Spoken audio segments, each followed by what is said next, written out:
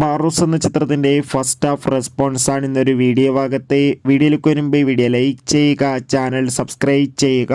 ഈ വരുന്ന ഡിസംബർ മാസം ഇനിയും ധാരാളം ചിത്രങ്ങൾ OTT റിലീസ് ചെയ്യുന്നുണ്ട്.